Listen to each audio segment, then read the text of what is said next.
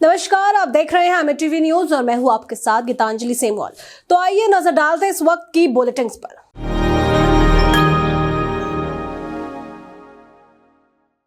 उत्तर प्रदेश विधान मंडल के बजट सत्र 2026 से 27 में मुख्यमंत्री योगी आदित्यनाथ ने सदन को संबोधित किया। उन्होंने कहा कि राज्यपाल के अभिभाषण के बाद आर्थिक सर्वेक्षण भी पेश किया जाएगा, जो किसी राज्य के बजट सत्र में पहली बार होगा। सीएम योगी ने कहा कि बीते वर्षों में उत्तर प्रदेश ने विकास की दिशा में बड़ी उछाल लगाई है और अब राज्य बीमारों की पहचान से बाहर निकल चुका है।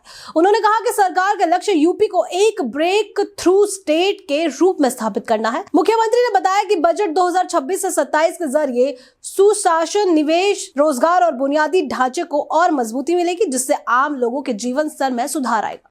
आज माननीय राज्यपाल जी के भाषण के बाद जब अभिभाषण सदन के पटल पे रखा जाएगा, उसके तुरंत बाद उत्तर प्रदेश का आर्थिक सर्वेक्षण भी सदन में प्रस्तुत होगा। ये पहली बार कोई राज्य सरकार अपनी आर्थिक उपलब्धियों को लेकर के, क्योंकि जब हम लोग इस बात का उल्लेख करते हैं कि हम लोगों ने यूपी के बीमारूपन से इसको उभार करके भारत की इकोनॉमी के ब्रेक थ्रू के रूप में उत्तर प्रदेश को स्थापित किया है, उन सभी कारकों को और उत्तर प्रदेश की आर्थिक उन्नयन की इस यात्रा को भी जानने का अधिकार सभी माननीय जनप्रतिनिधियों को और उत्तर प्रदेश की जनता जनार्दन को होना चाहिए। हमने आर्थिक उन्नयन कितना किया है, उत्तर प्रदेश की प्रति व्यक्ति आय में क्या वृद्धि हुई है, एम्प्लॉयमेंट जनरेशन की स्थिति क्या है, उत्तर प्रदेश की वित्तीय प्रबंधन को कैसे हमने लगातार एक विषम परिस्थितियों से उभार करके उत्तर प्रदेश को पिछले 5 वर्ष के अंदर, पिछले 5 वर्ष से लगातार रेवेन्यू सरप्लस स्टेट के रूप में स्थापित किया है। कांग्रेस नेता पवन खेड़ा ने असम के मुख्यमंत्री हिमंत बिस्वा शर्मा पर तीखा हमला बोला है। सोशल मीडिया पोस्ट के जरिए उन्होंने आरोप लगाया कि बीते 5 वर्षों में सरकार ने अवैध कब्जों के खिलाफ कोई ठोस कार्रवाई नहीं की। पवन खेड़ा ने कहा कि चुनाव नजदीक आते ही सरकार विकास और प्रशासनिक मुद्दों को पीछे छोड़ देती है और धर्म व पाकिस्तान जैसे विषयों को आगे करती है। उनका आरोप है कि ये सब असली समस्याओं से ध्यान भटकाने के लिए किया जा रहा है। उन्होंने सवाल उठाया कि अगर सरकार गंभीर थी तो कार्रवाई पहले क्यों नहीं हुई। अब इस बयान पर बीजेपी और असम सरकार की प्रतिक्रिया का इंतजार है।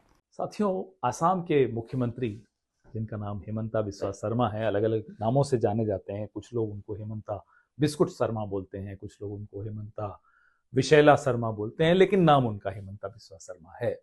तो जब मुंह खोलते हैं, कुछ लोग जो उनसे डरते हैं वो अपनी हंसी छिपा छिपा कर हंस तो लेते हैं, और कुछ हम जैसे लोग जो नहीं डरते वो खुलकर हंसते हैं। पिछले कुछ महीनों से ऐसा लगता है कि उनका मानसिक संतुलन थोड़ा सा गड़बड़ा गया। पहले भी कुछ खास नहीं था, लेकिन अब ज्यादा लगने लगा है।